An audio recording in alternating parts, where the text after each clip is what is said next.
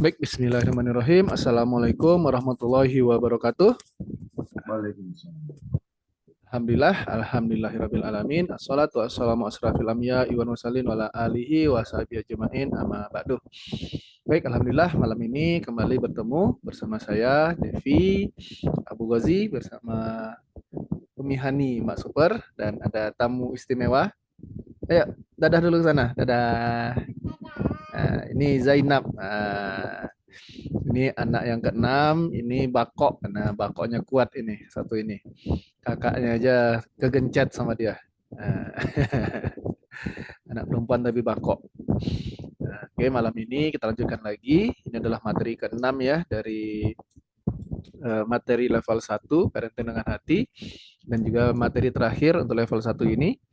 Dia akan kita tuntaskan untuk pembahasan karakter dari anak-anak yang atau dari pribadi-pribadi yang sensitif nagarizah tadayunnya. Nah, hari ini kita akan membahas tentang si tadayun. Nah, insya Allah setelah pertemuan ini untuk batch 1 berakhir dan kita lanjut lagi insya Allah nanti bulan Juli untuk batch keduanya level 1.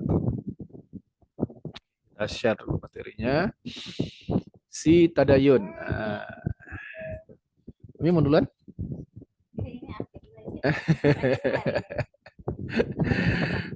Ya, jadi ada problem sama alat, ada yang tiba-tiba rusak.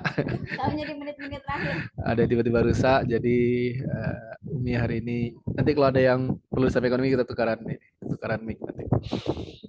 Ya, kita mulai bismillahirrahmanirrahim.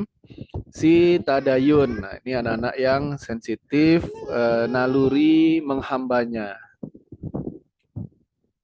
Naluri beragama, gampangnya begitu. Jadi pada Ghorizah Tadayun, rasa yang biasanya muncul itu adalah rasa kagum.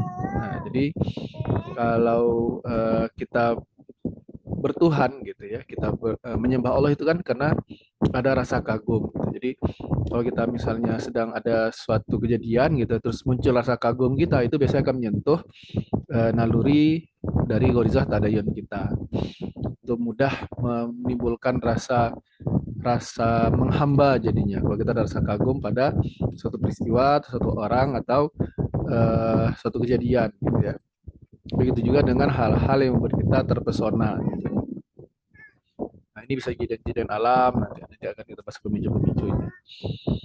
Lalu ada rasa percaya juga. Nah, rasa percaya kita pada seseorang ini juga akan memudahkan kita untuk menghamba nantinya gitu. Cuman percayanya pada siapa? Nah, ini yang nanti harus kita kelola dengan benar gitu ya. Jangan sampai percayanya kepada sesuatu yang tidak layak menjadi hambaan gitu ya. Sesuatu yang dihambain gitu.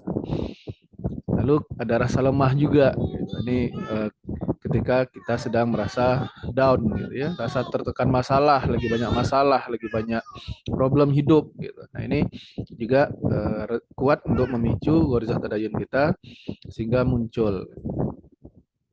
Lalu rasa kehilangan gitu, bisa kehilangan harta atau kehilangan pasangan gitu atau kehilangan anak gitu ya atau kehilangan hal-hal lain lah gitu, kehilangan pekerjaan gitu. Ini bisa memicu Ghorizah kita untuk mencari sesuatu yang kita hamba.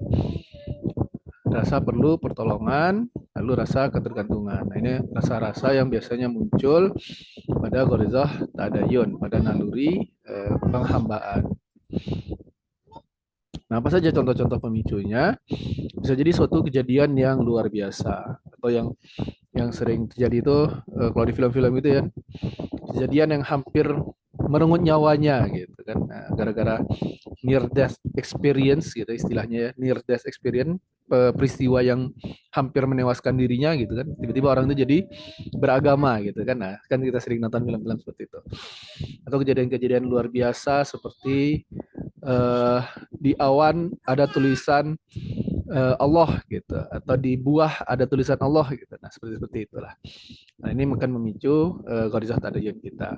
Menimbulkan rasa kagum, rasa takjub gitu ya.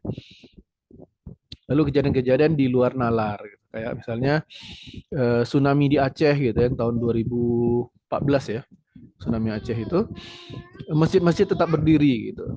Sementara bangunan-bangunan sekitarnya itu hancur semua. Nah, ini kan di luar nalar, sehingga semakin menguatkan gharizah tadayun kita bahwa eh, masjid-masjid itu dilindungi oleh sesuatu yang tidak terlihat. Nah, seperti itu contoh-contohnya. Peristiwa yang mempesona gitu. Peristiwa yang mempesona, entah misalnya pelangi yang indah gitu kan, atau pemandangan alam yang indah gitu, bikin kita terpesona. Ini memicu juga rasa gharizah tadayun kita. Atau ketika sedang tertimpa masalah berat gitu kan, nah, sedang butuh pertolongan betul gitu. Nah, ini juga memicu gharizah tadayun kita. Lalu ketika sedang masalah berat, ada yang nolong gitu, ada yang nolong di saat kritis. Nah, ini juga bisa memicu gharizah tadayun kita juga gitu. Tinggal bagaimana kita mengelolanya, pertolongan ini dari siapa dan dari mana. Nah, untuk gharizah tadayun ini ada karakter uniknya lagi gitu. Pertama, dia baru terlihat dominan di usia mumayyiz atau prabalig sampai usia balig nantinya. Jadi untuk anak-anak yang masih usia segini, nah ini belum terlalu terlihat nih dominannya.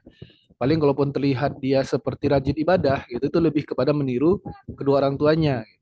Kalau orang tuanya rajin sholat, dia lihat, dia akan ikutan sholat.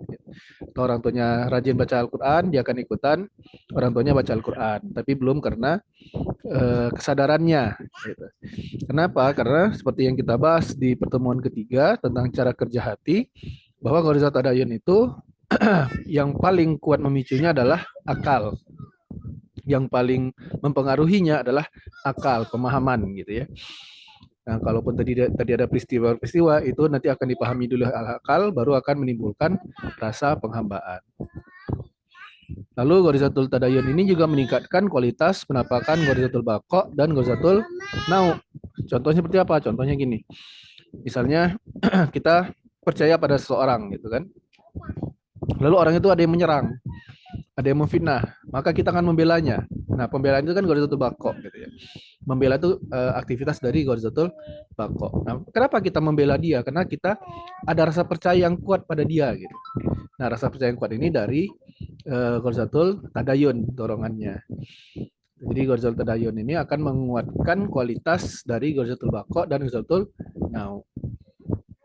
Atau kalau mau lebih ini lagi, contoh yang lebih jelas lagi, ketika agama Islam dihina gitu misalnya kan, atau ketika peristiwa pembakaran bendera tauhid, nah, tiba-tiba masyarakat Muslim yang selama ini nggak terlalu peduli sama bendera Rasul, gitu kan, bendera tauhid, tiba semuanya marah. Nah, pokoknya terpacu untuk membela agama Allah, untuk membela bendera Rasul. Nah, seperti itu lebih kurang contohnya.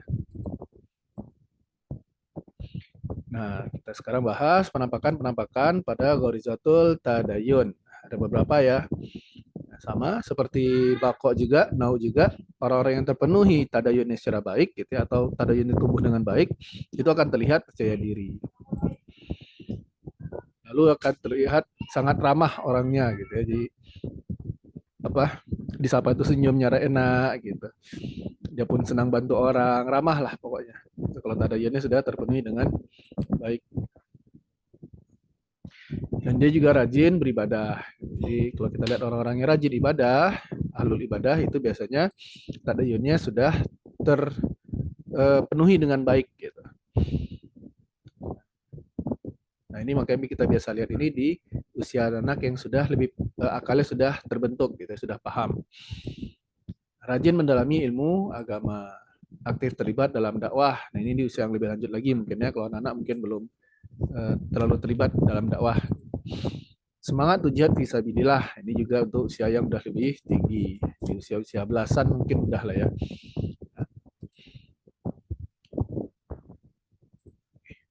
Dan semangat kemanusiaan dan berbaginya juga tinggi. Jadi kalau kita lihat orang-orang yang senang berbagi, semangat dalam aktivitas-aktivitas kemanusiaan gitu ya, itu bukan cuma dari naunya, tapi dari tadayunnya juga bisa terlihat seperti itu.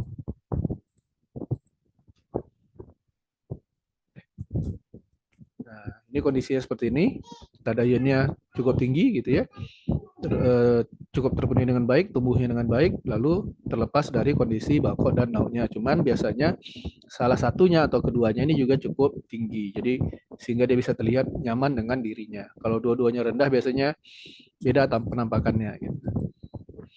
Nah, karena tadi tadayun ini sangat berkaitan erat dengan perkembangan akal juga gitu ya, dengan aktivitas akal, maka untuk penanganan anak-anak tadayun ini bukan hanya di ghorizahnya, bukan hanya di hatinya, tapi juga di akalnya ini cukup kuat kita masukkan gitu ya. Jadi untuk anak-anak yang seperti tadi yang sudah rajin ibadahnya gitu ya, yang sudah terlihat akhlak yang bagus, nah ini kita bangkitkan lagi jiwanya gitu, kita puji-puji lagi kebaikan hatinya.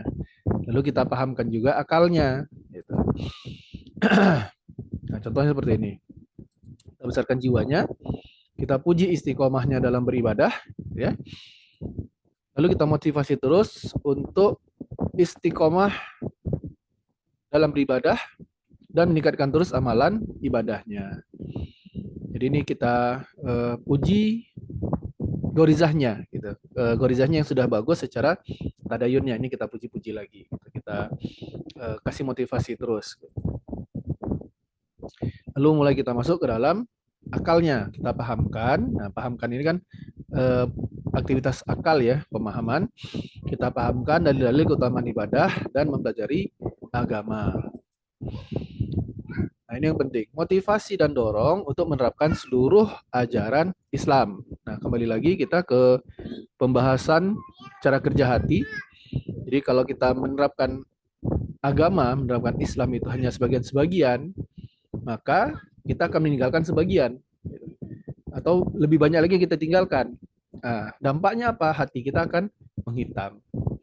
Sehingga untuk menghindari hal itu, harus kita dorong untuk menerapkan seluruh ajaran Islam.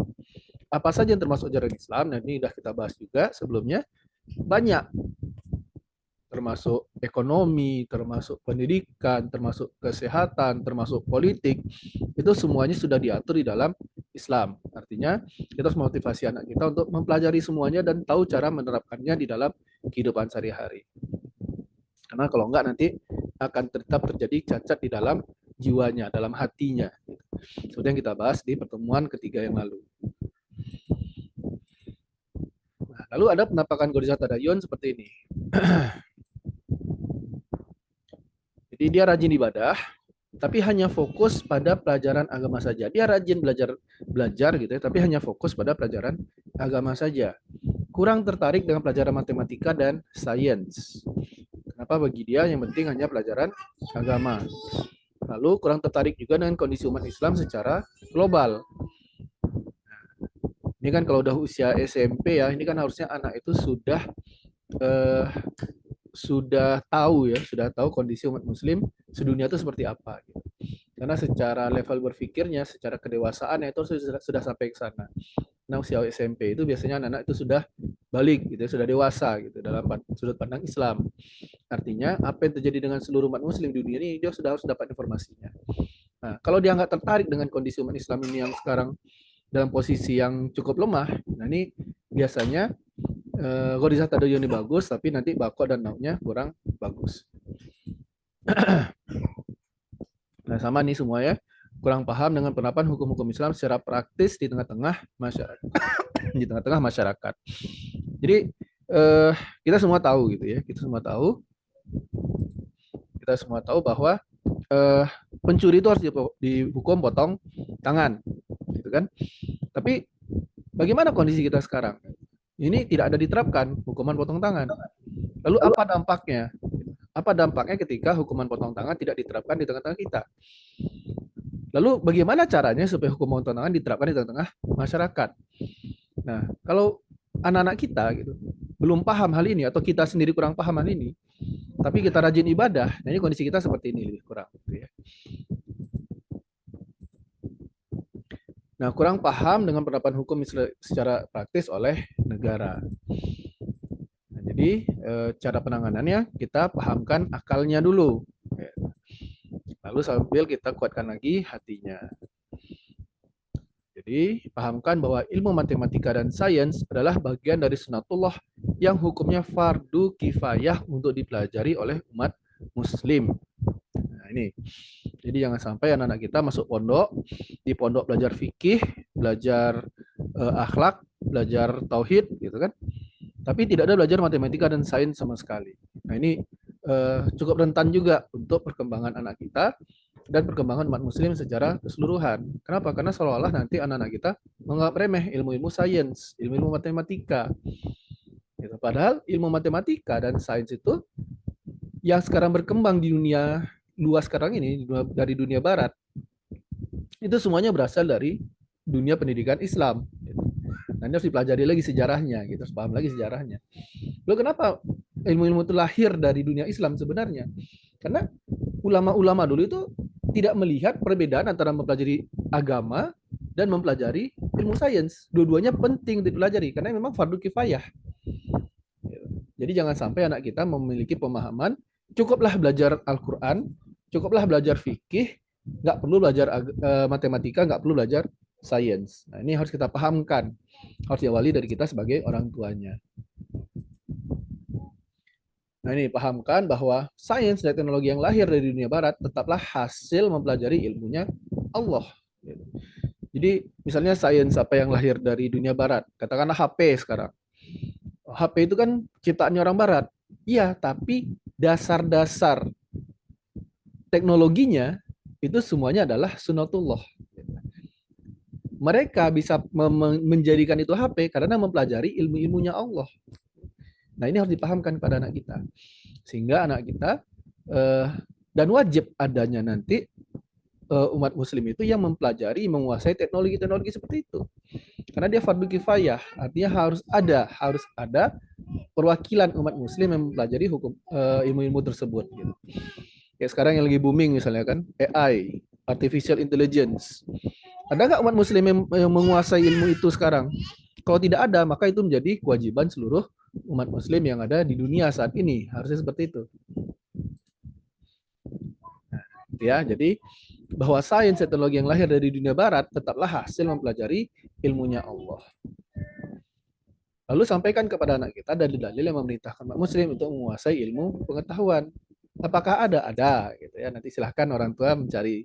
Salah satu contohnya adalah ketika Nabi Muhammad menyuruh salah seorang sahabat mempelajari alat pelontar batu untuk perang istana, gitu ya, untuk menaklukkan dinding-dinding istana. Itu belajar kemana? Ke negeri-negeri kafir. Lalu ada juga hadis yang walaupun sebagian ulama mengatakan doif, gitu ya, pelajarilah ilmu sampai ke negeri Cina. Artinya penting untuk mempelajari ilmu tersebut, walaupun harus dipelajari dari orang-orang kafir. Karena hakikatnya tadi adalah ilmu tadi tetap adalah dari ilmunya Allah, dari sunatullah. Lalu kita pahamkan bahwa hukum terbaik hanya dari Allah. Nah, ini maknanya kemana? Sekarang ini kan kita hidup bukan dengan hukum Allah. Lalu banyak sebagian, ini dari pengalaman saya, dari fakta yang saya lihat, banyak penghafal Al-Quran, dia hafal Al-Quran, tapi dia mencukupkan diri hanya dengan hafal Al-Quran. Dia nggak peduli ketika hukum Allah ini tidak diterapkan di dalam kehidupan. Jadi ini harus kita pahamkan lagi bahwa hukum terbaik itu hanya dari Allah. Dan hanya hukum Allah lah yang boleh diterapkan. Bahwa umat Islam itu wajib berhukum hanya dengan hukum Allah. Nggak boleh berhukum dengan hukum yang lain. Nah, artinya ini orang tuanya, gitu ya, jangan sampai nanti membiarkan anak, oh sudah hafal Al-Quran, sudah mantap, sudahlah biarkan saja dia mau seperti apa, gitu. Nggak boleh. Harus tetap kita arahkan untuk melaksanakan Islam itu secara kafah, secara menyeluruh. Kenapa? Kembali lagi kepada pembahasan yang awal, pertemuan ketiga. Kalau dia hanya hafal Al-Quran, walaupun itu adalah prestasi luar biasa, ya, bukan merendahkan para penghafal Al-Quran, bukan. Tapi ketika dia hafal Al-Quran, tapi dia tidak peduli tadi kan, tidak peduli dengan hukum-hukum Allah yang tidak diterapkan di muka bumi ini, tidak peduli dengan kondisi umat Muslim di negara-negara yang sedang tertindas, gitu. Itu kembali lagi sebagian hatinya itu menghitam, gitu. Dan ini yang kita hindari, jangan sampai anak-anak kita nanti seperti itu. Dan juga kita sendiri jangan sampai seperti itu. Artinya memang ini harus diawali dari kita sendiri sebagai orang tua. Dan kita didik anak-anak kita selagi belum mengeras gitu, hitam itu belum mengeras gitu kan. Jangan sampai nanti udah nggak bisa dirubah lagi gitu. Jadi dari kecil udah kita tanamkan bahwa selain menghafal Al-Quran juga harus peduli dengan apa yang terjadi dengan umat muslim sedunia, peduli dengan hukum-hukum Allah yang tidak diterapkan di dunia ini. Ini harus kita sampaikan kepada anak kita.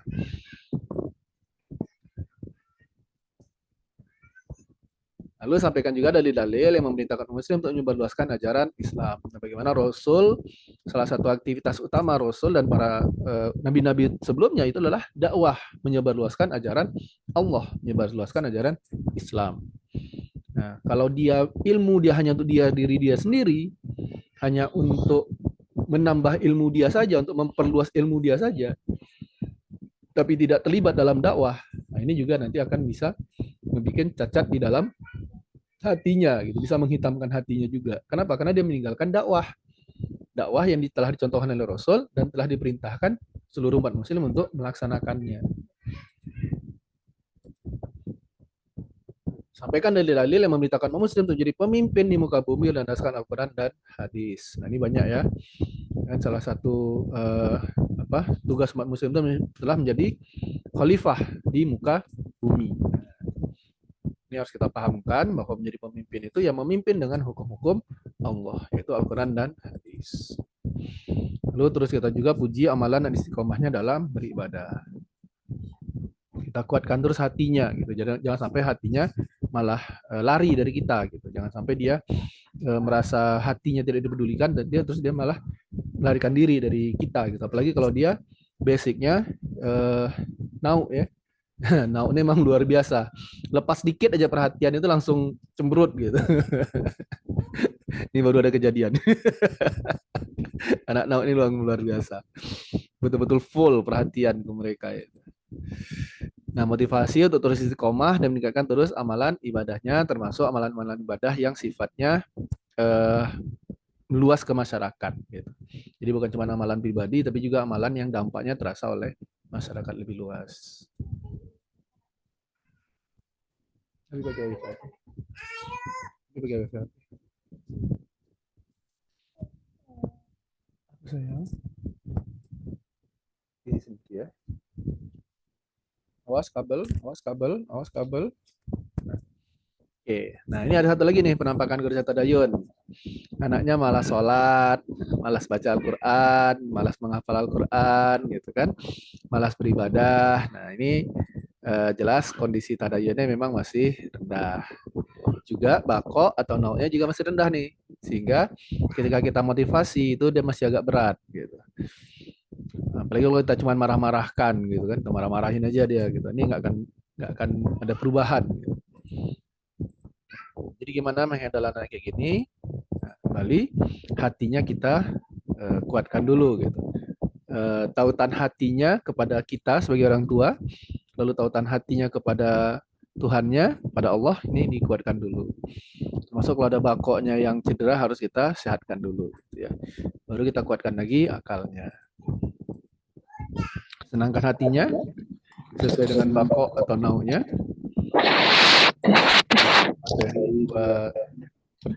Tes. Nggak bisa. Masuk? Masuk lah. Belumnya memang nggak dengar. Abi juga nggak dengar suara video. Masuk kok bisa. Nah, motivasi dengan menggunakan bahasa-bahasa akliyah. Nah, bahasa-bahasa akliyah ini adalah bahasa-bahasa dari Al-Quran dan Hadis yang sifatnya memotivasi akal kita. Gitu. Nah, ini nanti insya Allah akan kita bahas lebih dalam di level 2 ya, bahasa akliyah dan bahasa nafsiyah. Jadi ada bahasa yang sifatnya adalah akliyah, yang menguatkan akal. Contohnya seperti, apakah kamu tidak memperhatikan perputaran siang dan malam? Gitu. Dan itu adalah tanda-tanda bagi orang yang berakal, gitu kan. Nah, itu kan akliyah ya. Jadi kita bisa melihat perputaran siang dan malam itu tanda-tanda bagi orang yang berakal. Harusnya dengan memperhatikan siang malam itu membuat orang menjadi beriman. Nah, gitu. Atau contoh-contoh bahasa akliyah. Kalau bahasa nafsiyah, contohnya seperti ganjaran surga, gitu ya, ganjaran pahala yang besar, itu bahasa-bahasa nafsiyah.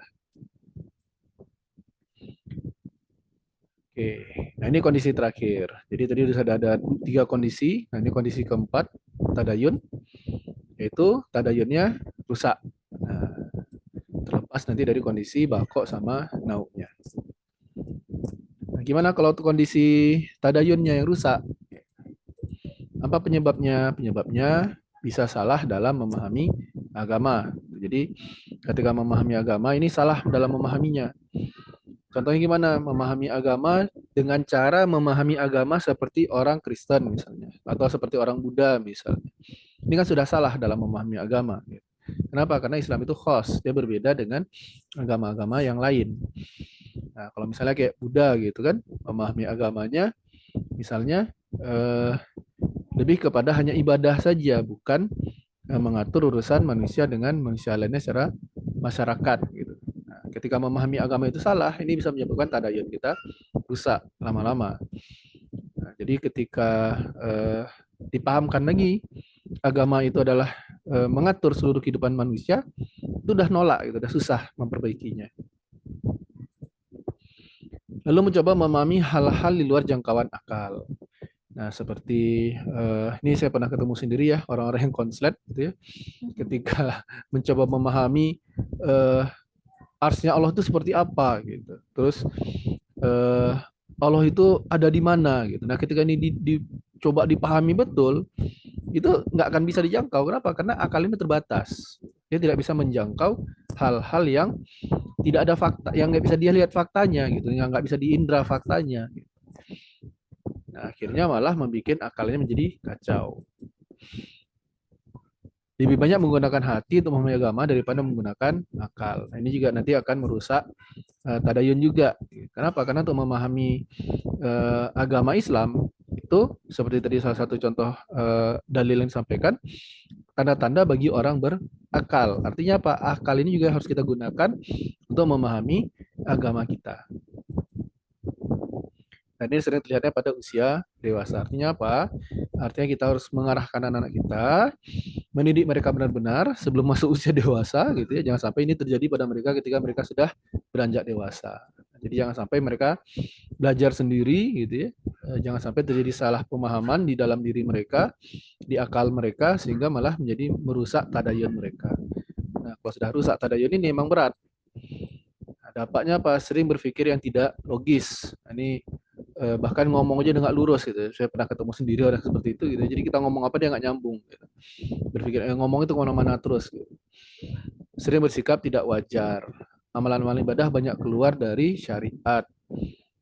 Kalau udah kayak gini, emang harus hatinya yang kita menangkan lagi gitu. Yang harus kita raih lagi. Gitu. Nah, akalnya pelan-pelan lah. Gitu.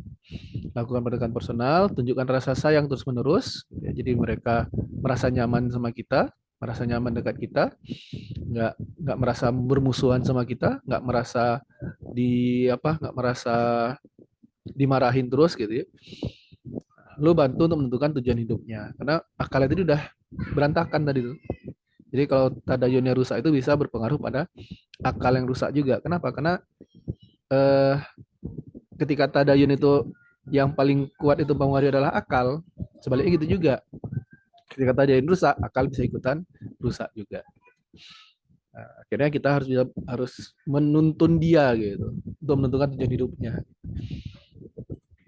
Berikan arahan-arahan untuk hidupnya. Jadi memang harus dituntun. Begini. Nanti kamu kerjakan ini ya. Cara mengerjakan gini ya. Karena dia udah susah untuk berpikir, udah kacau balau isi akalnya itu. Apakah bisa normal kembali? Ya kita serahkan kepada Allah saja. Allah alam.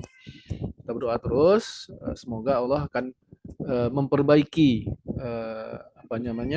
hatinya dan akalnya. Jadi tetap yang kita harapkan itu adalah keseimbangan antara bakok, nauk, dan tadayun.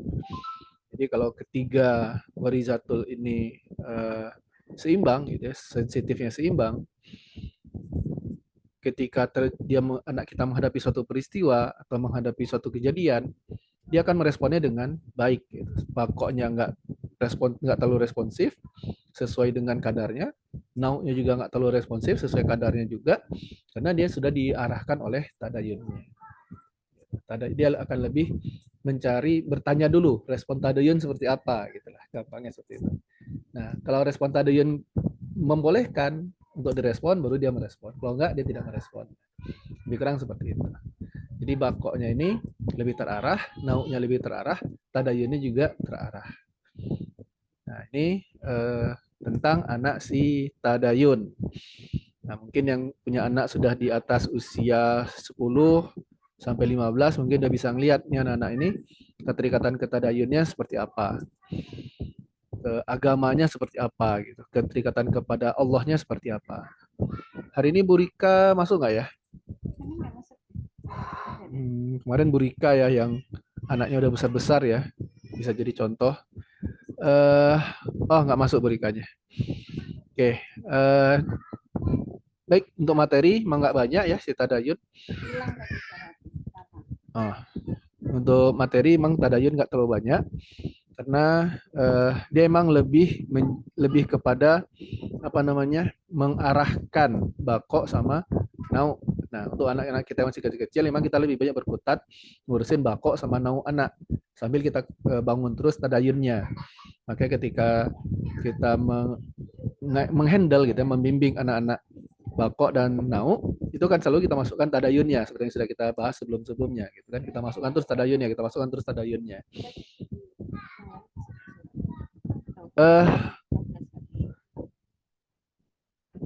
Sinyal berarti itu. Sinyal berarti.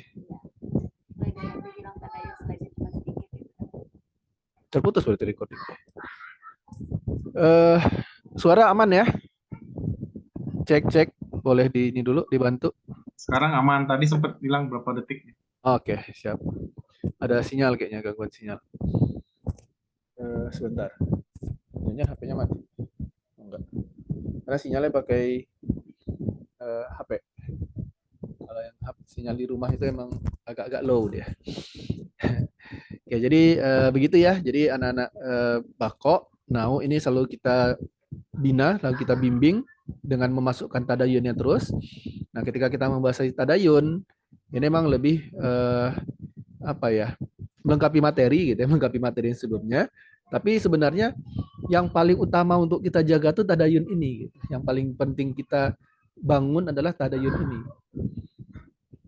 Karena tadayun inilah nanti akan menjaga respon anak dari respon bakoknya dan respon nauknya. Contoh gini, kita punya anak sudah usia 19 sama 16 ya. Yang kalau zaman-zaman jahiliyah kita dulu gitu kan. Itu zaman-zamannya mencari lawan jenis gitu ya. Mencoba-coba untuk dekat dengan lawan jenis gitu. Nah, sama anak kami juga punya perasaan itu.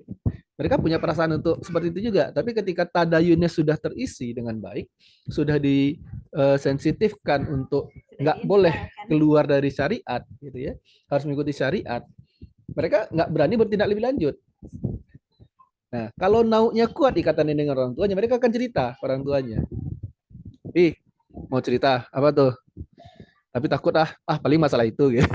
Udah bisa ditebak gitu, udah usianya gitu kan. Tapi tahu ya tahu lah gitu kan. Nah, secara nauknya udah dekat gitu. Jadi udah tahu aja mereka ini sedang usianya nih. Sedang usianya suka pada lawan jenis gitu. Jadi gimana? Ya gitu. Ya udah, ya gitu aja, jangan diterusin gitu. Tahu kan? Iya tahu. Ya, jadi karena nauknya tadayunnya sudah terisi dengan baik, kita juga nggak terlalu banyak ngarahkan lagi. Pokoknya kita menguatkan aja lagi jadinya. Jadi nggak perlu minta kencan sama papanya ya. Jadi nggak perlu kita larang-larang keras. Pokoknya nggak boleh pacaran. Awas sampai pacaran, papa gini. Nah, nggak perlu lagi. Kenapa? Karena dia sudah terikat juga dengan tadayunnya. Gitu. Tapi dia tetap cerita kepada kita. Kenapa? Karena secara nauknya terikat pada orang tuanya. Gitu. Tapi memang beda ya, anak yang bako, anak yang nau nanti caranya berbeda. Kalau anak nau ini memang harus di toel dikit lagi gitu untuk supaya dia mau cerita gitu. Karena anak nau ini butuh sentuhan lebih. Gitu. Kalau anak bako nggak terlalu banyak butuh sentuhan. Sama anak yang nau juga yang udah usia 16 sudah ada juga rasa suka. Tapi udah paham kan? Tinggal gitu aja. Udah paham kan? Udah. Jadi gimana? Ya udah gitu aja. Ya udah gitu. Jangan diteruskan. Gitu. Lebih memilih mempersiapkan diri sampai hingga tiba waktunya nanti, katanya. Jadi gitu. Nah, jadi kita lebih enak mendampingin anak-anak yang udah dewasa gitu. Ketika tadayun ini sudah tuntas atau minimal sudah berbentuk dengan baik lah, walaupun belum sempurna. Nah, kalau mau dibilang sempurna tuh mungkin kayak Rasul atau sahabat itu masih jauh sekali lah ya, kualitas kita gitu sebagai orang tua aja mungkin masih jauh sekali gitu. Tapi minimal kita itu sudah terisi dengan baik, sudah tumbuh dengan baik, sensitivitasnya bagus gitu kan. Ketika ada rasa suka dari nau kepada lawan jenis akan dikendalikan oleh tadayunnya.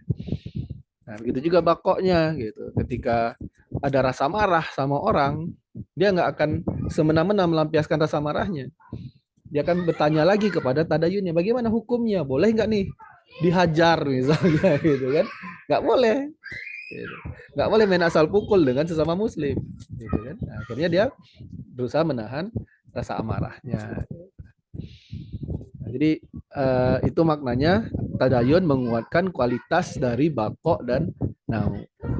Nah, beda nanti ketika ada panggilan jihad misalnya kan. Kita yang nggak biasa berperang kan pasti ragu kan. Nggak biasa berantem atau perang di medan perang gitu kan. Pasti ada rasa ragu, ada rasa takut gitu. Bakok kita pasti akan membalik gitu, akan ketakutan gitu. Tapi ketika kita yakin itu adalah perintah Allah gitu kan, maka kita gimana pun caranya harus memberanikan diri kita. Karena penampakan bakok tertinggi itu adalah turun di medan jihad, membela agama Allah. Gitu. Itulah bakok yang tertinggi. Nah, jadi dia meningkatkan kualitas bakok dan meningkatkan kualitas nau. Jadi penting tadayun ini untuk kita kuatkan dari usia sedini mungkin gitu. Bahkan dari kandungan pun udah bisa kan dengan banyak membacakan Al-Qur'an. Jadi ketika kita banyak membacakan Al-Qur'an, tadayunnya udah terisi tuh, udah tersentuh terus gitu. Bagian hatinya yang penghambaannya itu udah tersentuh terus. Gitu. Jadi begitu lahir itu udah sensitif dia masalah itu. Gitu. Ketika kita sampaikan, kita bicarakan, dia ada besar pun nanti dia lebih gampang menerimanya. Nah, tambah nanti terkait makanan kan. Kalau ini kan kita bahas di materi kedua ya, menjadi orang tua role model. Makanan harus yang halal yang kita kasihkan anak kita supaya hatinya selalu bersih, tidak terkotori dengan hal-hal yang haram. Jadi itu mungkin ya, ada yang mau ditambahkan? Cukup? Nah, oke, cukup. Berarti untuk materi kita sudah tuntas di batch 1. Silahkan kalau ada yang mau didiskusikan, ada yang mau ditanyakan. Nah, ini memang adalah materi ke-6 ya, mungkin ada yang baru bergabung hari ini. Nah, boleh nanti gabung lagi di batch kedua. Insya Allah kita mulai di awal bulan Juli, berarti di tanggal jadi 2 pekan ini akan kita isi dengan materi praktis ya, bukan materi yang berkelanjutan seperti ini, insya Allah. Jadi tetap akan ada setiap Kamis. Nah, untuk yang materi yang berkelanjutannya, yang level 1 akan kita mulai lagi di tanggal 6 Juli, insya Allah. Untuk yang ketinggalan materi bisa lihat YouTube ya, channel Mak Super Parenting ya, Parenting Islami, Parenting Islami Mak Super. Mak Super Parenting aja. Mak Super Parenting. Mak Super Parenting. Jadi yang ketinggalan bisa lihat materinya di sana. Semua aja udah didokumentasiin ya terkait batch 1 ini. Oke, silakan yang ada yang mau bertanya. Bang Eka, sudah ditonton videonya yang ketinggalan kemarin? Now? Belum, nyambi-nyambi nontonnya. mau nonton aku nanti aku luntas insya Allah. Siap. Ya. Assalamualaikum warahmatullahi wabarakatuh. Waalaikumsalam. Mbak Novi dari Rohil, apa kabar? Alhamdulillah sehat teh. Sharing anaknya umurnya berapa aja biar di sini pada kenal. Oh. Wabarakatuh.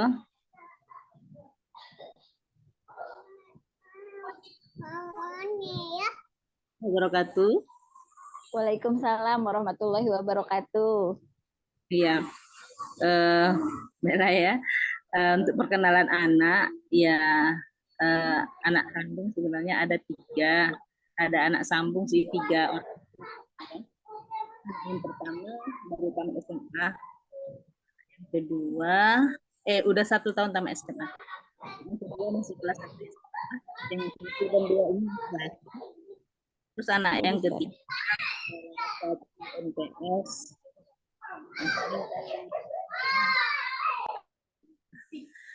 yang keempat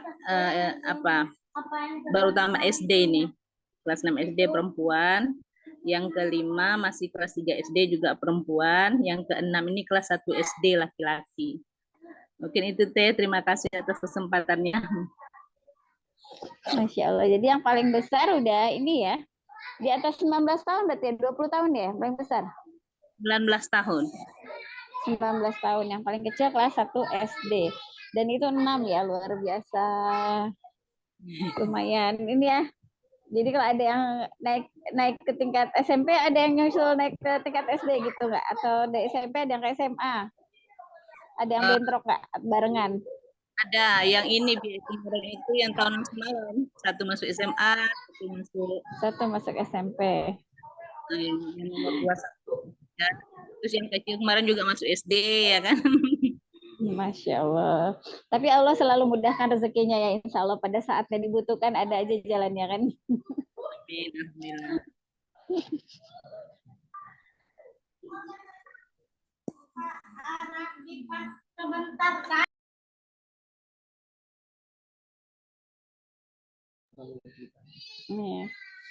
Moga-moga nanti Mbak Novi bisa ikut yang batch 2 ya, insya Allah abis liburan kayaknya. Jadi selama liburan ini kita tetap ada, cuman materinya itu bukan materi berantai kayak sekarang. Oh ya, by the way tadi ikut rapat. Tunggu sebentar ya.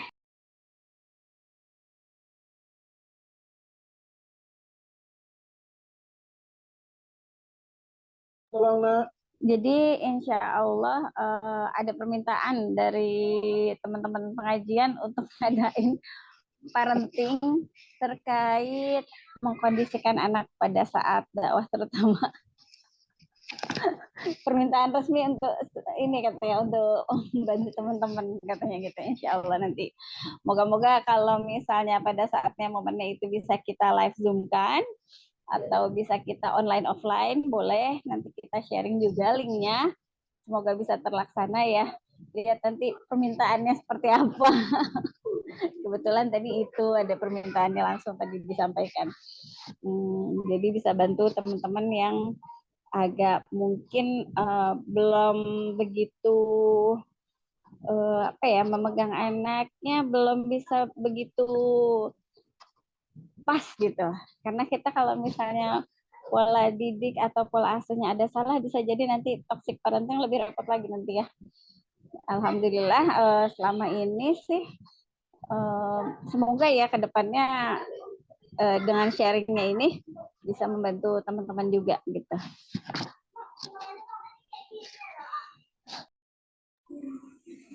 Iya, kami baru tahu ini ya Ustazah, apa parenting ini. Iya, kebetulan baru di-share juga. Jadi kadang pas tadi lihat kontak-kontak kan. Maklum hari ini hektik betul, Masya Allah. Ya, alhamdulillah pokoknya semua disyukuri. Materinya bagus sekali padahal sebenarnya. Tadi itu langsung share ke grup kawan-kawan. Alhamdulillah tuh satu orang tadi bergabung itu. Asni Umu Solihah. Oh, Masya Allah. Ya. Saya Ya, kan? tadi lihat Asni. Iya, mungkin nanti kita bakal untuk batch 2 bisa orang baru gabung kan, orang baru gabung nanti kita lebih gencarkan lagi, terutama di teman-teman ya, di kalangan teman-teman yang memang punya banyak anak kecil ya, anak kecil yang udah besar juga gitu kan, ya sekedar sharing, semoga manfaat yang bisa diambil. Makasih ya Mbak Novi, semangat terus ya membesarkan Ananda.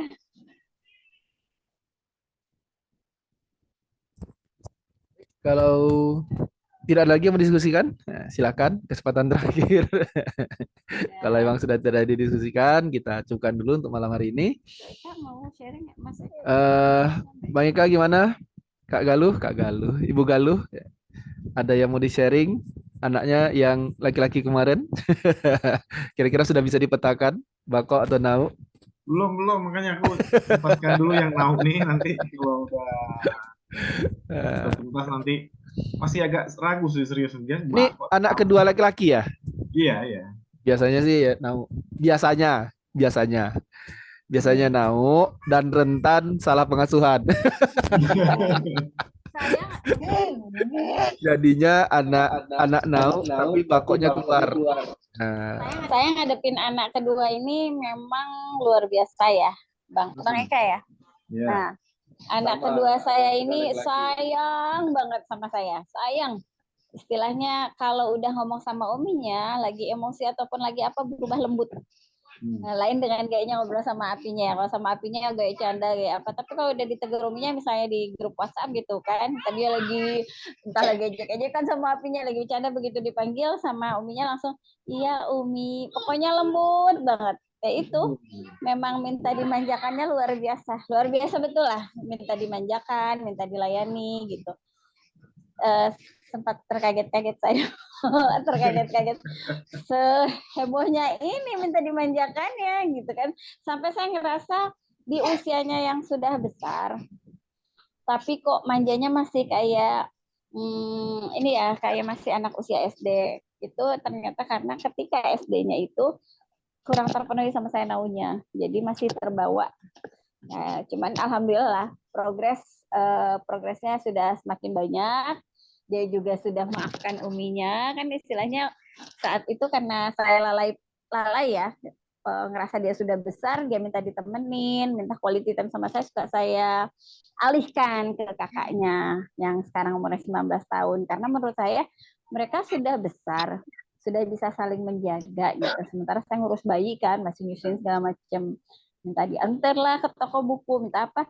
Saya kira itu hal yang nggak begitu inilah, kan bisa sama kakak gitu. Ternyata naunya kena, dia merasakan tidak mendapatkan perhatian yang cukup dari kita, sehingga berefek gitu. Itu nggak sekali dua kali kejadiannya. Jadi setelah besar ini ya barulah kita perbaiki polanya, terus ya itulah, minta maaf dan panjang lah urusannya gitu. Sekarang alhamdulillah banyak sekali berubahnya. Jadi yaitu untuk menjadikan anak Kurota Ayun, istilahnya kita harus ikhlas dengan segala kelakuan dia. Ketika itu buruk, itu sebetulnya awalnya juga dari kita juga waktu ngasuhnya gitu. Karena sebetulnya ya itu pengarahan kita yang kurang pada waktu itu. Nah, sekarang lah ya. Sekarang alhamdulillah udah banyak berubah.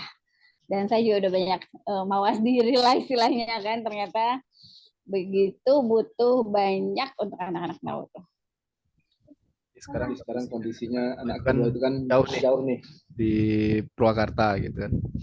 Jadi kalau ada kejadian jelek sama dia, yang kita anggap jelek dalam pandangan kita gitu, kita belum bisa marahin dia nih sekarang nih. Nunggu dia pulang dulu supaya bisa disentuh gitu. Karena kalau dia cuma dimarahi tapi nggak disentuh, nanti hasilnya jelek lagi gitu. Anak Nau itu butuh sentuhan. Jadi kita nunggu dia pulang sambil disentuh-sentuh dulu gitu kan. Sebatas yang dia sudah mau yang terima gitu ya. Karena ini kan sekarang usianya udah nolak disentuh juga banyak. Beda dengan adiknya. Lebih didengar dulu ya. Istilahnya cerita-cerita dia didengar dulu, Ada tatap muka lah. gitu. Minimal ada tatap Ya, muka. pakai video call dulu gitu Kalau kan. jarak Jadi jauh ya, itu agak berat. Nah, jadi kita nunggu dia ketemu. pulang nih, rencana akhir bulan ini pulang, baru nanti mau nasehatin. Nggak bisa dimarahin lagi. Kalau dimarahin kabur lagi. Ada step-stepnya untuk masukin nasihat ke dia, ke Ananda, biar dia bisa terima gitu. Kalau langsung, apalagi by voice itu belum bisa dia serap 100%. Jadi ya udah, tunggulah dulu istilahnya, kita bisa ketemu, bisa face to face, bisa touch, baru bisa dikontrol lebih dalam. Diarahkan lagi. Nah, gitulah. Nah, itu anak-anak Nau kayak gitu, memang luar biasa. Lebih gampang sebenarnya megang anak Bako. Karena mereka pendiriannya lebih tinggi. Nah, anak Nau ini ini barusan berantem lagi ya sama anak sama Nau anak Nau ini yang masih yang di masih di sini, yang di yang UGD di dia udah UGD udah lewat-lewat, lewat-lewat, tapi tapi masih masih simpan. disimpan di hati.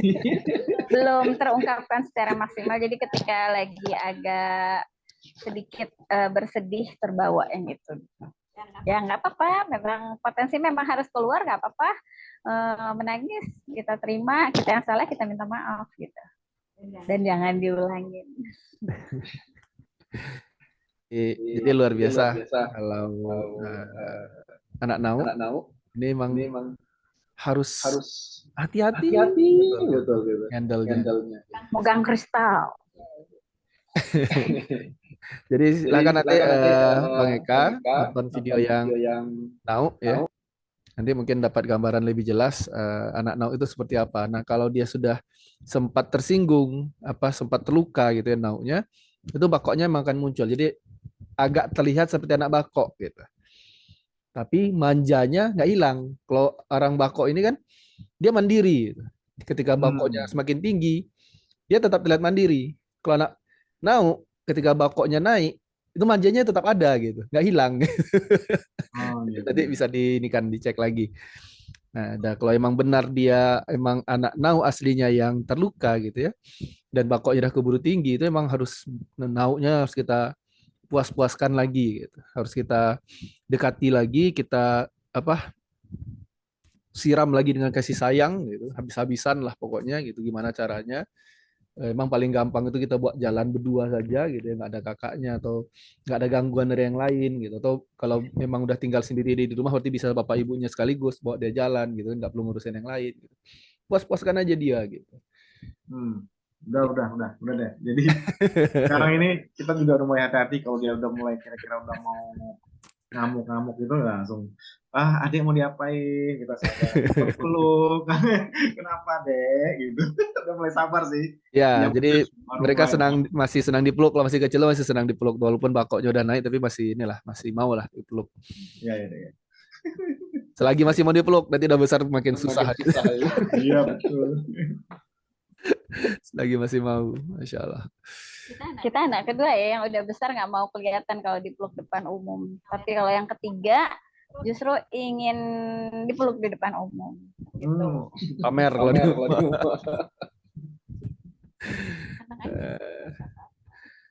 di jadi kita anak pertama bakok cewek, anak kedua ketiga tuh cowok, Nau dua-duanya. Gitu. Nah si abang yang anak kedua ini kayaknya yang sempat cedera. Kalau yang ketiga alhamdulillah agak stabil lah. Nah, keempat cewek bakok lagi. Kelima cewek Nau. Nah, ini yang lebih luar biasa. Nau cewek banget. Menuntut perhatian banget. Manja banget. Feminin banget. Ketuel dikit nangis. Mau fisiknya, mau hatinya ketuel nangis. Barang pecah belah itu. Ini benar-benar harus hati-hati. Butuh kesabaran luar biasa. Di bawahnya adiknya cewek bakok lagi. Bakok banget juga. Jadi dia kegecet di atas bakok, di bawah bakok. Rentan. Udah gitu lahirnya pun di antara keguguran dua anak. Anak kelima itu. Gitu ya. Jadi tapi tetap ya jika bakok, Nau, tadayun yang paling penting kita perhatikan. Karena nanti akan bisa memperbaiki kualitas bakok, kualitas Nau. Oke, kalau ada lagi kita cukupkan untuk malam ini. 3, 2, ya silakan. Bang Eka. Enggak. Kira mau nanya lagi. Oke, kita cukupkan untuk malam hari ini. Kita tutup dengan hamdalah. Alhamdulillah. Istighfar. Dan doa penutup majelis. Subhanallah wa bihamdika asyhadu an la ilaha illa anta astaghfiruka wa atubu ilaik. Assalamualaikum warahmatullahi wabarakatuh. Terima kasih banyak semuanya. Terima kasih. Sampai ketemu lagi. Dadah. Dadah. Dadah. Dadah. Ya, Assalamualaikum. Assalamualaikum. Waalaikumsalam.